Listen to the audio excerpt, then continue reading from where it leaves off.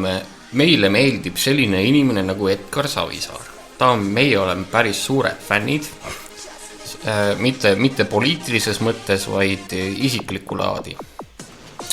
Ja kuna Edgari tavaline asi on, sõpradele saadab SMS-i, et kuku ja tõuse ja sära ja. Me saime ka sellise sõnumi. Me saame neid sõnumeid iga päev. Edgar läheb tööle, istub arvutis, ta saadab nagu spämmi kõigile korraga. Meil spämmifiltrid ka peal ei ole. Ja nüüd on siis kohe probleem, et kui ta saadab ka Kalojanile, et Kalojan hakkab mõtlema kohe, et mis asja. Ma arvan, et ta mõtles üle. Ma arvan ka, et mõtles üle. Miks Edgar peaks teda tahtma? Tal on maailma ilusam naise Vilja kodus. Miks ta peaks tahtma? Aga ma arvan, kui ta ütles, et tema nagu Kalojanni teda nagu ei saa, siis me ütleks Kalojanile, et meie siin võiks kõik kätte saada. Ja. Häkime sisse.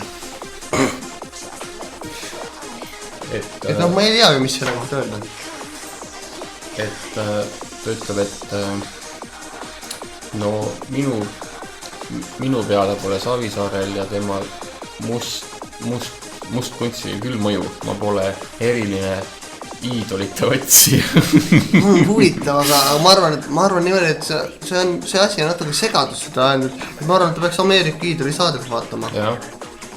Vaata Ameerika iidoli saadet ja maga kaineks.